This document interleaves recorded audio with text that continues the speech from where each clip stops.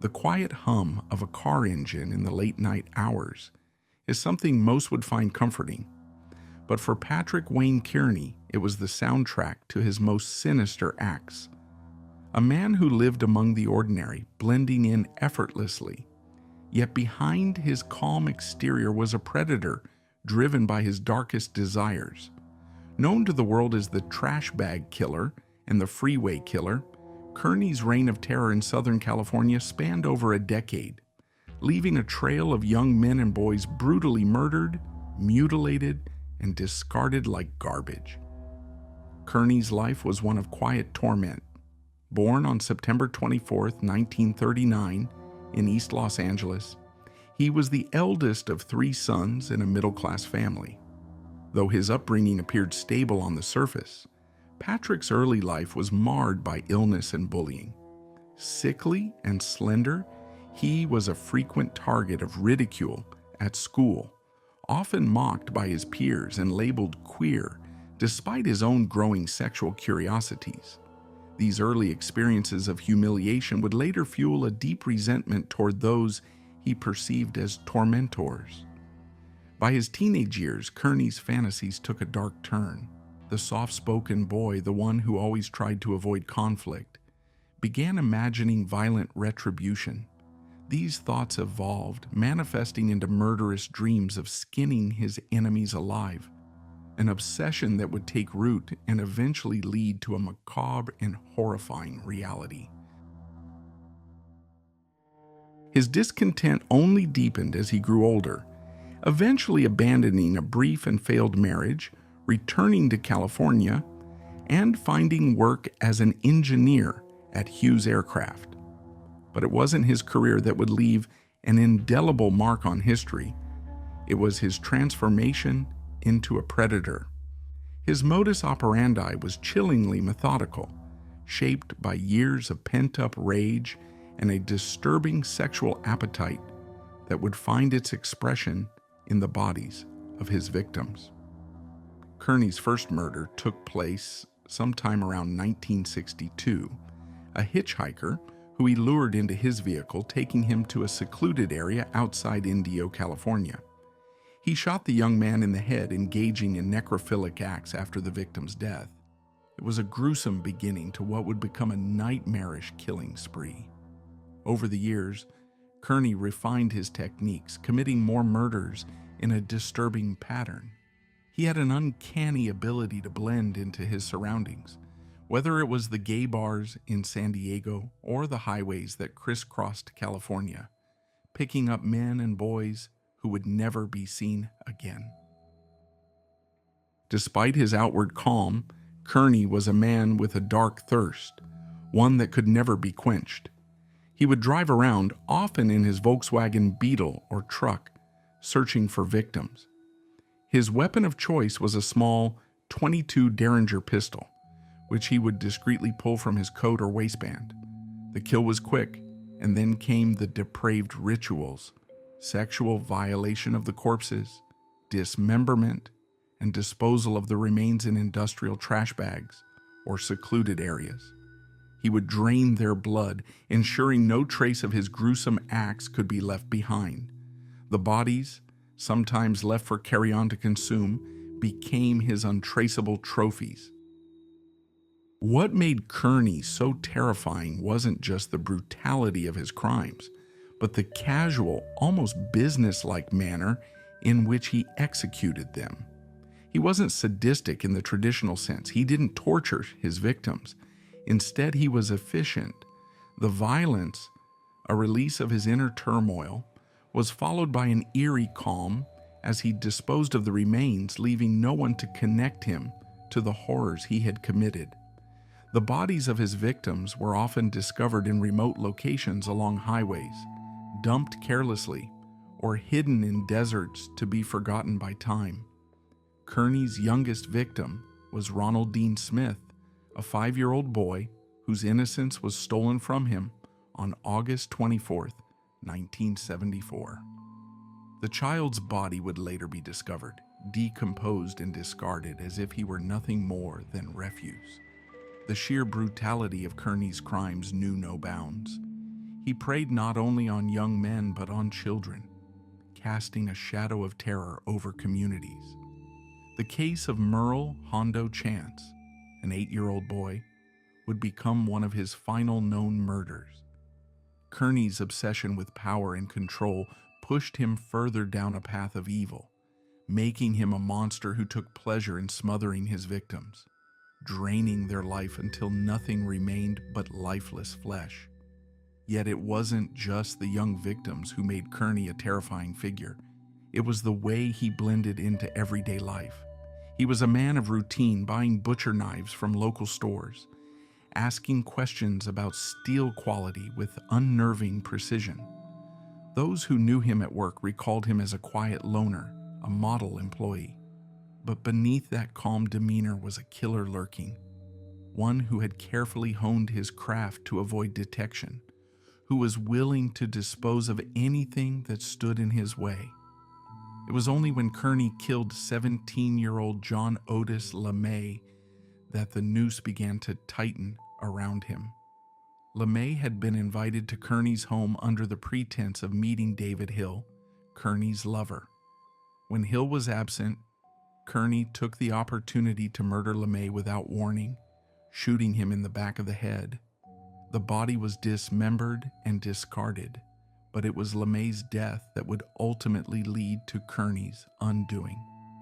The investigation into LeMay's disappearance had already put Kearney on law enforcement's radar, and as the trail grew hotter, Kearney and Hill fled, ultimately turning themselves in after pressure from their families. When Kearney was arrested in 1977, it marked the end of a nightmarish chapter in California's history. But the true scope of his crimes was staggering. He confessed to at least 28 murders, though some estimates suggest there may have been as many as 35. With a sense of detachment, Kearney recounted the details of his killings, the dismemberments, and his eerie satisfaction with his gruesome handiwork. He was eventually sentenced to 21 life terms in prison after pleading guilty to the murders, avoiding the death penalty in the process. As of 2024, Patrick Wayne Kearney remains incarcerated at California's Mule Creek State Prison, still serving his life sentences. His name, though not as infamous as some of his contemporaries, has become synonymous with a terrifying breed of serial killer, a quiet, unassuming man who preyed on the vulnerable, whose death toll is staggering, and whose crimes will forever haunt the collective memory of Southern California. The trash bag killer, a man who disposed of his victims with chilling indifference, left behind a legacy of horror, one that serves as a stark reminder of the monsters who walk among us hidden in plain sight.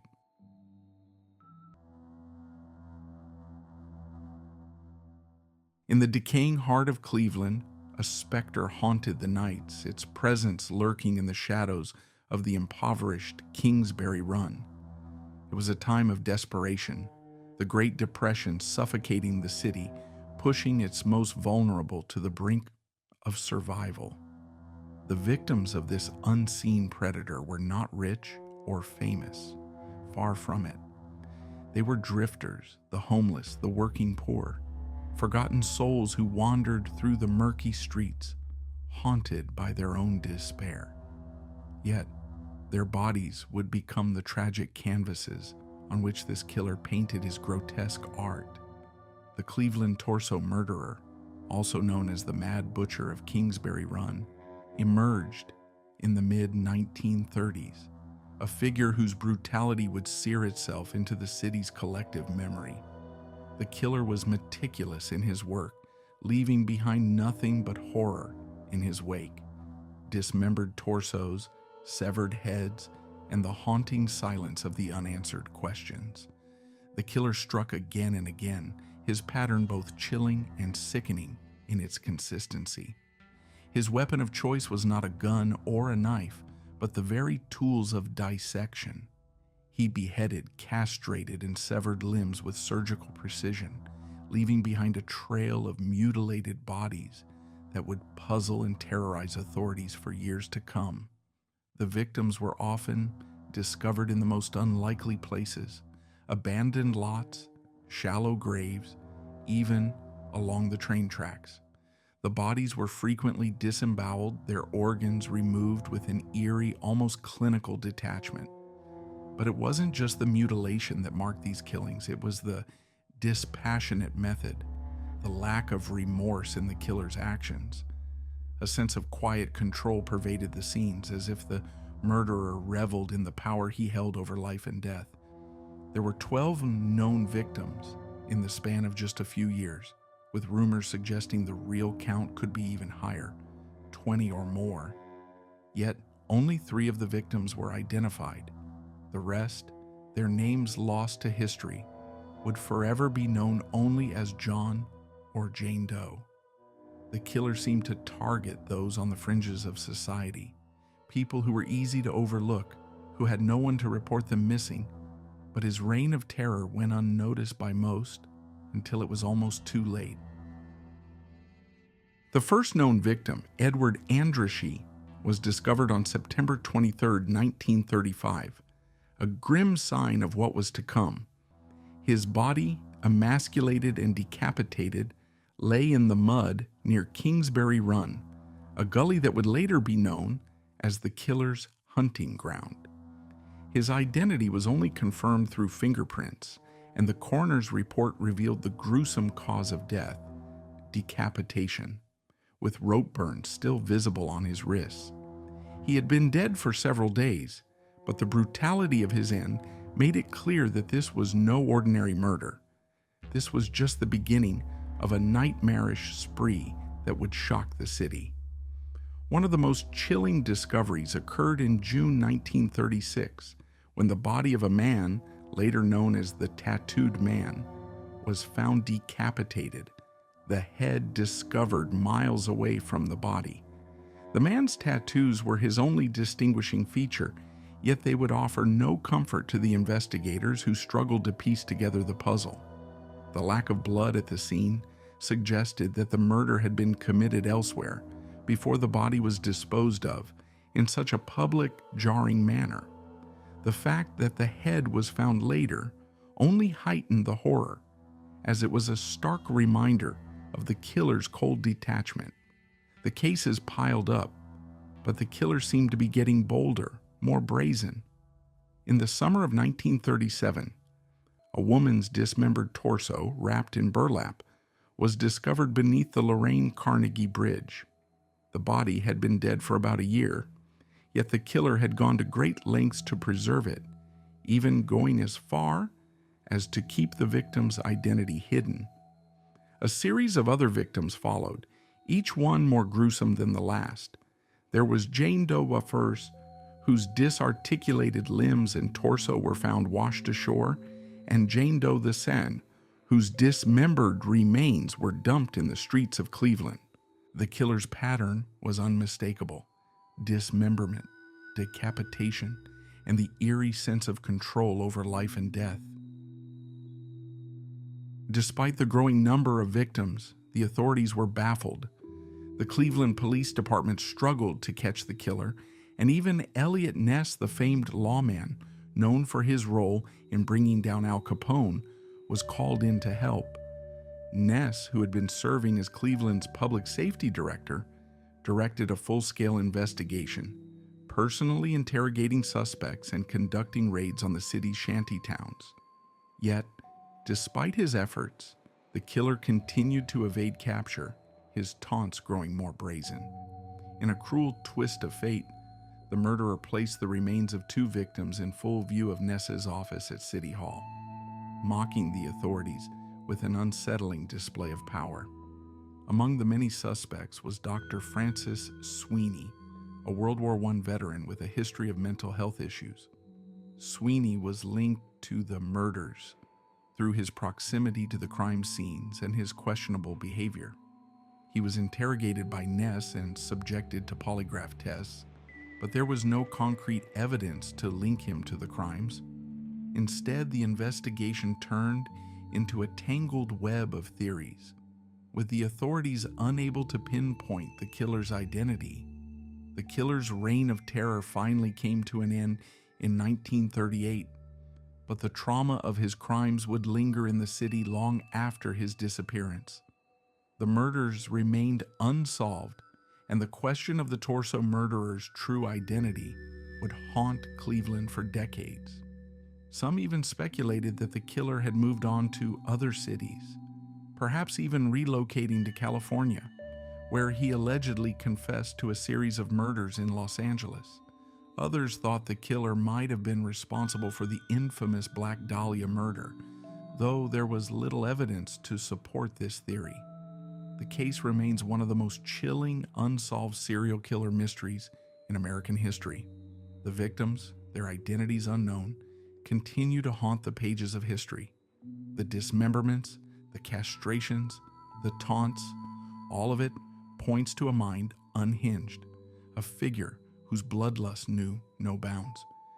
And yet, the killer's true identity remains a mystery, buried in the shadows of time, waiting for someone to uncover the truth.